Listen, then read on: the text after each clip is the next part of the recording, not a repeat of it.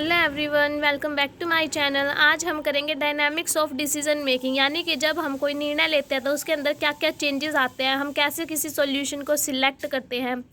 कैसे हम एक ही एक्टिविटी को यूज़ करते रहते हैं, अगर उसमें चेंज करने की ज़रूरत हो तब भी चेंज नहीं करते और क्यों नहीं करते। डिफरेंट टाइप के जो डिसीजन मेकिंग के अंदर चेंजेस आते हैं, जो चेंजेस लाने चाहिए, उन सब के बारे में हम आज डिस्कस करेंगे। तो सबसे पहले हम देखते हैं सिलेक्टिंग सॉल्यूशंस, यानी कि जब हमारे सामने डिफरेंट अल्टरनेटिव्स अवेलेबल होते हैं, बहुत सारे विकल्प होते हैं, तब उनमें से हमें किसी एक को चूज़ करना होता है, तो उसे हम किन टेक्निक्स के थ्रू यूज़ करते हैं। सबसे पहले हम देखेंगे strategies for selecting A solution, यानी कि सॉल्यूशन को सिलेक्ट करने के लिए कौन सी स्ट्रैटेजीज़ को यूज़ किया जाता है।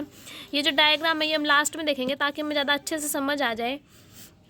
पहले स्ट्रैटेजीज़ देख लेते हैं। तो सॉल्यूशन को सिलेक्ट करने के लिए हमारे पास 3 स्ट्रैटेजीज़ होती है। जैसे फर्स्ट स्ट्रैटेजी रहेगी एडिड एनालिटिक टेक्निक, यानी कि इसके अंदर क्या होता है कि हम किसी भी एक विकल्प को चूज़ करने के लिए कुछ ना कुछ टूल्स का यूज़ करते हैं, जैसे कि कंप्यूटर कैलकुलेटर या फिर कोई इक्वेशन लगा लेते हैं। उन इक्वेशंस का यूज़ करके हम क्या करते हैं, ये देखते हैं कि ये सॉल्यूशन हमारे बिजनेस के लिए सही होगा या नहीं होगा। सेकंड टेक्निक है अनएडिड एनालिटिक। इसके अंदर क्या करते हैं, हम अनएडिड यानी कोई भी टूल का यूज़ नहीं करते, तो किस चीज़ का यूज़ करते हैं, अपने माइंड का यूज़ करते हैं, कंपैरिजन करके देख लेते हैं दो विकल्प में, जो सा हमें ठीक लगता है उसको हम यूज़ कर लेते हैं। नॉन एनालिटिक यानी इसके अंदर हम कुछ एनालाइज ही नहीं करते, तो क्या करते हैं, जो पहले से रूल बने हुए हैं ना उनके बेस पे हम एक सॉल्यूशन को यूज़ कर लेते हैं। अब हमारे सामने 3 टेक्निक है सॉल्यूशन को चूज़ करने की, तो इन तीनों टेक्निक में से हम वो टेक्निक यूज़ करते हैं जो हमारे बिजनेस की कॉस्ट के हिसाब से और अकाउंटेबिलिटी के हिसाब से सही हो। जैसे कि जिस पर्सन ने भी टेक्निक को यूज़ करना है वो ये देखता है कि उसकी यहाँ पे जवाबदेही कितनी है और हमारा बिजनेस जो है वो कॉस्ट कितनी जो है सहन कर सकता है, कितनी कॉस्ट पे कर सकता है, उसके हिसाब से डिफरेंट स्ट्रेटजीज़ को यूज़ किया जाता है सिलेक्शन करने के लिए, किस चीज़ का, सोल्यूशन का सिलेक्शन करने के लिए। नेक्स्ट रहेगा करेक्टरिस्टिक्स ऑफ डिसीजन टास्क, यानी कि जब हमें कोई डिसीज़न लेना होता है तो उसके क्या क्या फीचर्स होते हैं। हो सकता है कि हमारा डिसीज़न थोड़ा मुश्किल हो, यानी कि हम जिस बारे में डिसीज़न लेने जा रहे हैं वो प्रॉब्लम थोड़ी सी मुश्किल हो। अगर हमारे पास डिफ़िकल्ट टास्क है, उसके अंदर ज़्यादा रुकावटें हैं, ज़्यादा डिमांड है, वो टास्क ये चाहता है कि हम उसके अंदर बहुत अच्छे से वर्क करें, हमें ज़्यादा अपनी जो है क्रिएटिविटी दिखाने की ज़रूरत है, तो वहाँ पे हम एडिड एनालिटिक अप्रोच का यूज़ करते हैं। वहाँ पे हम computers, calculator, equations, different type के टूल्स का यूज़ करते हैं। और अगर हमारा टास्क कोई ईजी सा है तो वहाँ पे हम, अगर हमें लगता है कि ये टास्क हमारे बिजनेस ने पहले भी यूज़ कर लिया, तो वहाँ पे हम अपने माइंड के बेस पे ही बेसिकली डिसीजन ले लेते हैं कि हमें क्या करना चाहिए। नेक्स्ट देखेंगे फीचर्स ऑफ डिसीजन मेकर, यानी डिसीजन मेकर किस टाइप का होता है, वो कौन सी स्ट्रैटेजी का यूज़ करेगा। अगर डिसीजन मेकर को अच्छी खासी नॉलेज है, एबिलिटी है, योग्यता है उसके अंदर कि वो अच्छी टेक्निक्स का यूज़ कर सकता है, उसे कैलकुलेटर, कंप्यूटर अगर चलाना आता है, मोटिवेशन है कि भी मुझे कुछ नया करके दिखाना है कंपनी के अंदर, तो जो स्मार्ट डिसीजन मेकर है, जिसको अच्छी खासी नॉलेज है हर चीज़ की, वो तो एडिड एनालिटिक स्ट्रैटेजी का यूज़ करेगा। लेकिन जिसको थोड़ी कम नॉलेज है, जिसको ये लगता है कि एक्सपीरियंस्ड बंदा है, जो कम नॉलेज तो नहीं कहेंगे, हम ये कहेंगे जिसको एक्सपीरियंस्ड बंदा है, जिसको ये लगता है कि मैं अपने माइंड के बेस पे ही ले सकता हूँ, वो अनएडिड एनालिटिक टेक्निक का यूज़ करेगा। और जो ऐसा है कि अभी नई नई चीज़ें सीख रहा है और कुछ नया नहीं करना चाहता, वो क्या करेगा, जो पहले से रूल बने हुए हैं उन्हीं के हिसाब से काम कर देगा, कोई नया, कोई क्रिएटिविटी, कोई इनोवेशन करने की कोशिश नहीं करेगा।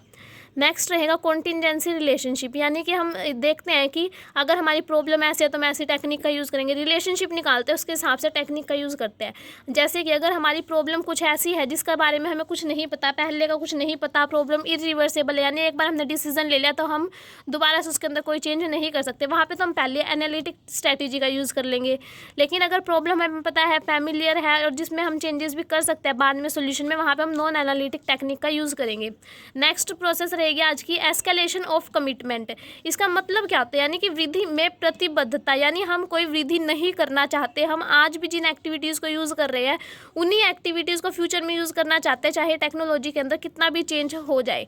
जैसे कि इनइफेक्टिव कोर्स ऑफ एक्शन, यानी कि अगर हम कोई ऐसा कोर्स ऑफ एक्शन, कोई ऐसी एक्टिविटी कर रहे हैं जिससे हमारी बिजनेस की बैड सिचुएशन जो है वो चेंज नहीं होने वाली, तो इसका बिजनेस के ऊपर क्या इफेक्ट पड़ेगा, बिजनेस ग्रो नहीं कर पाएगा। ये एस्केलेशन ऑफ कमिटमेंट में आता है, यानी हम कोई वृद्धि नहीं करना चाहते, जो एक्टिविटी कर रहे हैं उन्हीं को करते रहते हैं बार बार, चाहे उससे हमारे बिजनेस को नुकसान हो या फिर बिजनेस और बुरी सिचुएशन में चला जाए, लास्ट में क्या होगा, बिजनेस को बंद ही होना पड़ेगा। जैसे कि एग्जाम्पल के लिए देखते हैं कि हमारी कोई गाड़ी है वो टूटी हुई है, हम बार बार उसी के अंदर इन्वेस्ट कर जा रहे हैं, वो 1 दिन चलती है 2 दिन चलती है, वापस फिर वो उसी पोजीशन में आ जाती है, तो ऐसा काम करने का कोई फ़ायदा तो नहीं है, हमारे पैसे वेस्ट ही हो रहे हैं। तो एस्केलेशन ऑफ कमिटमेंट के डिटर्मिनेंट्स क्या है, यानी कि हम जो कोर्स ऑफ एक्शंस को चेंज नहीं करना चाहते, उसके रीज़न क्या है, उसके फैक्टर्स क्या है, हम ऐसा क्यों करते हैं। फर्स्ट पॉइंट रहेगा साइकोलॉजिकल एंड सोशल डिटर्मिनेंट्स, यानी कि हमारा माइंड ऐसा बन जाता है कि हम कोई चेंज नहीं करना चाहते, साइकोलॉजिकल और सोशल यानी समाज की वजह से। कैसे, अब अपने माइंड को देखें तो ईगो सेटिस्फैक्शन है, यानी कि हम अपनी खुद की ईगो को सेटिस्फाई करने के लिए अब हमारे मन में आ गया कि हमने तो यही टेक्निक यूज़ करनी है, इसके अंदर कोई चेंज नहीं करना, तो हम खुद को सेटिस्फाई करने के लिए उसी चीज़ को यूज़ करते रहेंगे, बिजनेस के बारे में नहीं सोचते। सेकंड रहेगा मोटिवेशन, जब तक किसी पर्सन के अंदर मोटिवेशन ही नहीं होगा कि भी मुझे कुछ नया करना है, तब तक वो कैसे करेगा, नहीं कर पाएगा, इसलिए वो एस्केलेशन ऑफ कमिटमेंट को यूज़ करता रहेगा। थर्ड रहेगा सोशल प्रेशर, यानी कि जिन एक्टिविटीज़ को हमारा जो है सोसाइटी वो कर रही है, सपोर्ट कर रही है, हम उन्हीं एक्टिविटीज़ को करते रहते हैं ताकि सोसाइटी हमारे अगेंस्ट कोई भी स्टेप ना उठाए, तो इसलिए भी हम क्या करते हैं, एस्केलेशन ऑफ कमिटमेंट का यूज़ करते हैं। सेकंड पॉइंट रहेगा ऑर्गेनाइजेशनल डिटर्मिनेंट्स, यानी कि हम अपनी ऑर्गेनाइजेशन को देख के भी उन्हीं एक्टिविटीज़ को यूज़ करते रहते हैं। क्यों, हमें ऐसा लगता है कि अगर हमने कोई एक्टिविटी चेंज की तो आज हमारी जो दूसरों से कम्युनिकेशन हो रही है वो ब्रेक डाउन हो जाएगी, कम्युनिकेशन की जो चैन बनी हुई है top to middle to lower, वो चैन टूट जाएगी। एक ही है कि हर ऑर्गेनाइजेशन के अंदर कुछ ना कुछ लोग ऐसे होते हैं जो पॉलिटिक्स खेलते ही खेलते हैं, अपने अपने चलाते हैं, तो उस चीज़ के लिए भी हम ऑर्गेनाइजेशन के अंदर जो पॉलिटिक्स चलती है, इसलिए भी हम एस्केलेशन ऑफ कमिटमेंट पे चिपके रहते हैं कि अगर हमने कोई क्रिएटिविटी दिखाई, अगर हमने कोई काम नया करने की कोशिश की, तो जो ये बड़े ऑफिसर वगैरह है ये एक दूसरे के साथ ऐसे करेंगे वैसे करेंगे, हमें निकाल देंगे, उन सब चीज़ों को सोचते हुए भी हम पुरानी एक्टिविटीज़ को अडॉप्ट करते रहते हैं। Next one is organisational inertia, यानी ऑर्गेनाइजेशन का एनवायरनमेंट ही ऐसा होता है जहाँ पे सारे लोग पुराने टेक्निक्स को यूज़ करने में ही विश्वास रखते हैं, कोई कुछ नया करना ही नहीं चाहता,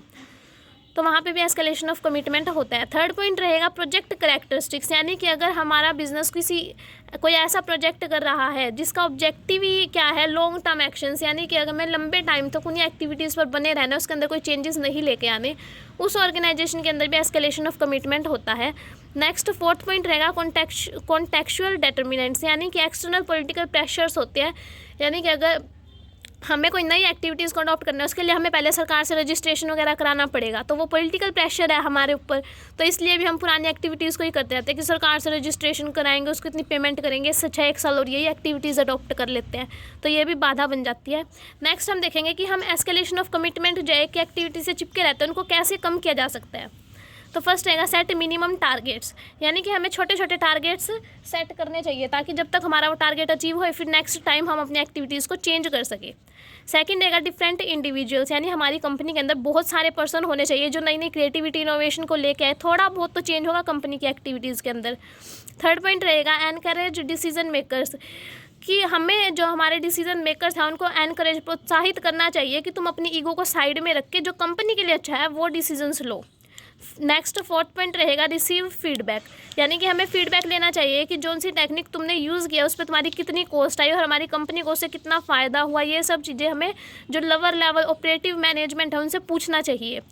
नेक्स्ट रहेगा रिड्यूस रिस्क, यानी रिस्क को कम करना चाहिए। नेक्स्ट रहेगा अवेयरनेस ऑफ परसिस्टेंस कॉस्ट, यानी कि हमारी कितनी कॉस्ट वगैरह आ रही है वो सब के बारे में हमें अवेयर होना चाहिए ताकि हमें पता चल सके कि जो हम नेक्स्ट एक्टिविटी यूज़ करने जा रहे हैं उससे हमारे बिज़नेस को कितना फ़ायदा होगा। अगर उसकी कॉस्ट ही इतनी ज़्यादा होगी तो उससे बिज़नेस को कोई ख़ास फ़ायदा नहीं होगा। तो इसलिए डिफरेंट फैक्टर्स को देखते हुए हमें एस्केलेशन ऑफ कमिटमेंट को कम करने की कोशिश करनी चाहिए, क्योंकि हमारा जो बिज़नेस एनवायरनमेंट है वो बहुत डायनामिक है, तो उसके अकॉर्डिंग हमें एक्टिविटीज़ को भी चेंज करना ज़रूरी है अगर हमें मार्केट में लंबे टाइम तक बना रहना है। तो अगर हम सेम एक्टिविटीज़ को अडॉप्ट करते रहेंगे और बदलते हुए एनवायरनमेंट के साथ चेंज नहीं होंगे तो हमें मार्केट में से बहुत जल्दी निकलना पड़ जाएगा, यानी कि हमारा बिज़नेस जो है वो लॉन्ग टर्म तक मार्केट के अंदर नहीं रह सकता, क्योंकि जो हमारा जब एनवायरनमेंट चेंज हो रहा है तो हमें अपनी एक्टिविटीज़ भी चेंज करनी बहुत ज़्यादा ज़रूरी है। तो आई होप गाइज आप सभी को आज की वीडियो समझ आई होगी। समझ आई हो तो वीडियो को लाइक कर देना, चैनल पे नए हो तो चैनल को सब्सक्राइब कर लेना। Thank you.